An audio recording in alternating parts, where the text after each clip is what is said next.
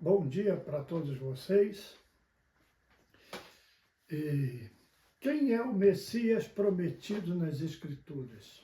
O que a Bíblia fala sobre o Messias que há de vir e que para os cristãos já veio, mas que ainda tem de voltar?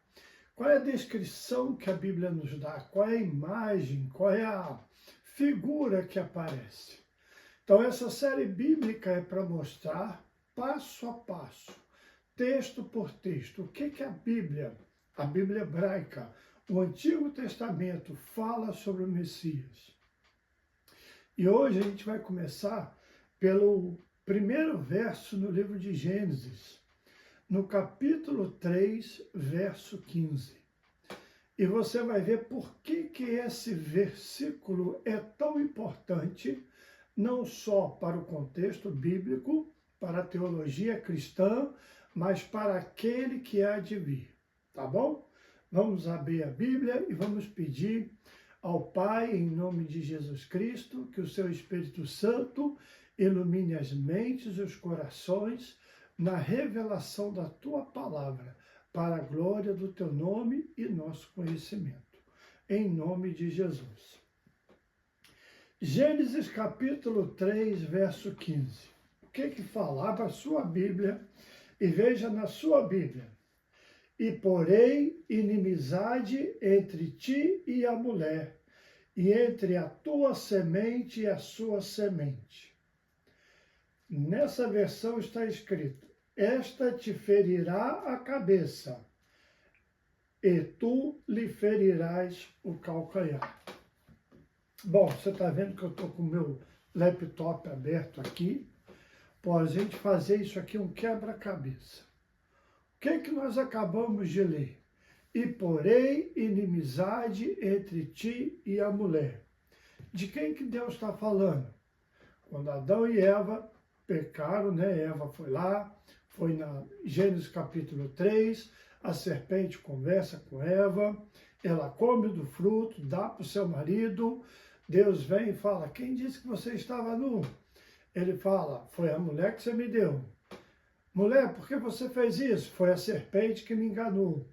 Então Deus fala para a serpente que está dando um julgamento sobre ela, e nesse julgamento existe esse verso: e porém inimizade entre ti, você, serpente, e entre a mulher. Primeira coisa que eu quero que você veja, o que é inimizade? Uma disposição hostil, conflito, discórdia e oposição. A partir daquele momento, eles se tornam inimigos um do outro. No contexto bíblico, no decorrer da Bíblia, nunca mais haverá paz, trégua ou reconciliação entre a serpente e a descendência da mulher.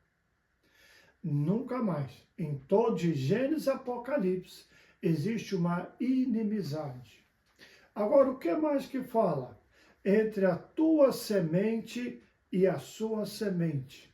Essa palavra semente, ela é singular, mas ela tem um significado coletivo, ou seja, de descendência, de linhagem.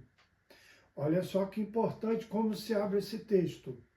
Deus está dizendo que não só a mulher tem uma descendência, mas a serpente também. Você já havia pensado nisso antes? Que fala sobre a descendência da serpente? Pastor, mas o que é isso? Então, você vai ver, no decorrer do contexto bíblico, que sempre vai haver dois grupos, ok? Mas aqui eu quero que você veja o seguinte: essa inimizade não é só entre a serpente e a mulher. É entre a descendência, é nas gerações. Ou seja, haverá sempre um conflito de dois grupos distintos na Bíblia. Isso você vai ver, por exemplo, Caim e Abel. Logo no início, há dois grupos distintos. Você vai ver Isaac e Ismael, Sara e Agar. você vai ver Jacó e Esaú. Quando se torna a Torre de Babel, você vai ver que ali começa o quê? Babilônia. Ela é o quê? O paralelo de Jerusalém. Esses temas bíblicos vai de Gênesis até Apocalipse. Lá em Apocalipse você vai ver Babilônia sendo destruída. Então, sempre haverá se existe o povo de Deus e o povo que não é de Deus. No Novo Testamento, existe a igreja e existe o mundo. Existem aqueles que creem, aqueles que são da fé, aqueles que a gente diz são os crentes, não no sentido religioso moderno, viu? É aquele que crê. E o contrário, existe o grupo dos descrentes, dos incrédulos. Esse paralelo, João 17, por exemplo, Jesus fala: eu os tirei do mundo, o mundo vos odeia. Sempre haverá duas linhagens distintas. E você vai se lembrar da parábola do joio e do trigo. O que tem lá? Jesus diz assim: o campo é o mundo, a boa semente são os filhos do reino, e o joio são os filhos do maligno. E o inimigo que semeou é o diabo. Evangelho de João 8,44, Jesus disse: vós tendes por pai ao diabo, e quereis satisfazer os desejos do vosso pai. 1 João 3,10, dessa forma, sabemos quem são os filhos de Deus e quem são os filhos do diabo. Olha aí, você talvez nunca prestou atenção, mas esse texto fala em duas descendências, duas linhagens. Mas o que mais que esse texto bíblico fala? Aqui é importante, ele vai falar de uma descendência específica, de uma linhagem. Quero que você veja a Bíblia como se fosse o braço de um rio. O que é isso? Você vê o canal, um rio. Ele não representa os oceanos, ele não representa todos os lagos, todos os mares, ele traz do início ao fim, ele tem um traço. Assim é a Bíblia. A Bíblia, ela começa em Gênesis, ela traz uma linhagem messiânica. Então a Bíblia, ela não está conectada, por exemplo, de Gênesis de 1 a 11, ela não está falando do mundo em geral. Vai falar do mundo, vai falar do dilúvio, vai falar do que está acontecendo, mas ela começa a te dar o quê? A linhagem messiânica. Ela começa com Adão, vai Sete, vai Enos, vai descer até Noé, vai vir de Sem, vai Abraão, Isaac e Jacó, de Jacó vai para Judá, de Judá vem o quê? Jessé, Davi, vai até o Messias. Há uma linhagem apontando para quem? Essa pessoa aqui do Gênesis 3,15. Diz assim: ele, o descendente da mulher, te ferirá a cabeça. Mas não poderia ser ele a descendência? Gramaticamente, sim. Porém, o contexto bíblico não permite. Por que tem que ser ele, um indivíduo? Porque o contexto bíblico vai apontar para um que vai vir, que vai ser o quê? O servo sofredor.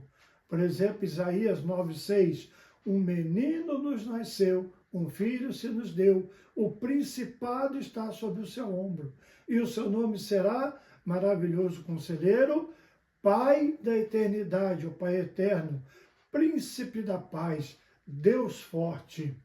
Essa figura-chave na Bíblia, no contexto messiânico, é um indivíduo masculino que tem que nascer. Então, ele te ferirá, esmagará a cabeça. Cabeça de quem? Da serpente. E tu, serpente, vai lhe ferir o calcanhar. Então, preste bem atenção nisso aqui.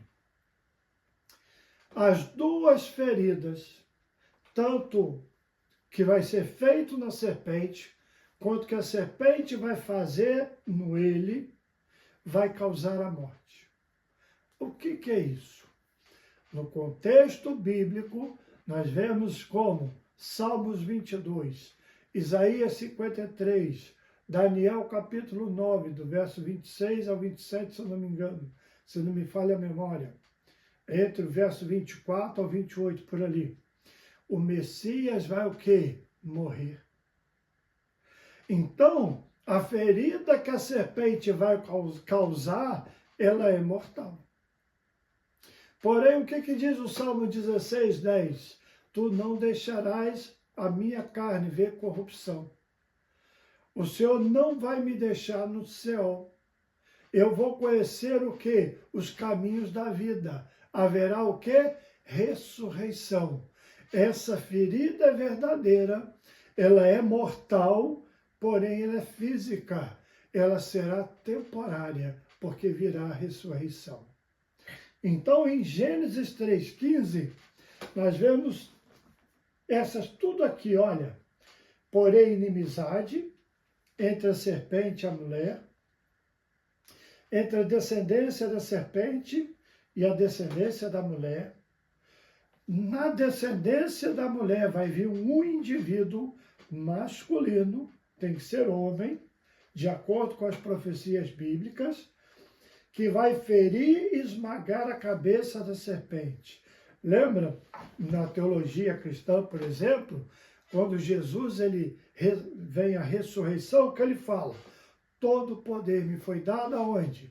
No céu e na terra. Eu tenho as chaves de quê? Da morte e do inferno. Jesus tira o quê de Satanás? Toda autoridade, todo poder. Ele esmaga a cabeça da serpente. Mas na teologia do Antigo Testamento nós ainda não vemos isso. Mas aqui é a primeira peça do nosso quebra-cabeça. Nós sabemos que ele vai ser ferido e ele vai morrer. Então, para quem que nós temos que olhar? Nessa descendência, nessa linhagem, haverá um que vai vir para destronar.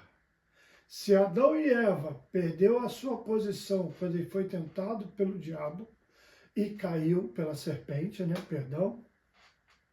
Tá vindo um que vai o quê? Esmagar a cabeça da serpente. É para esse que nós vamos olhar. Essa é a primeira quebra-cabeça primeira peça do nosso quebra-cabeça. De quem é o Messias? Para quem nós estamos olhando? Um que será ferido, ele vai morrer, mas ele tem a vitória garantida. Que Deus te abençoe. Em nome de Jesus, nós estamos esperando a vinda do Messias. Para onde nós vamos olhar? Para a Bíblia, não para o mundo. Vamos ver o que o texto bíblico nos ensina. Que Deus te abençoe. Tenha uma semana abençoada em nome de Jesus. Até o próximo episódio. Amém.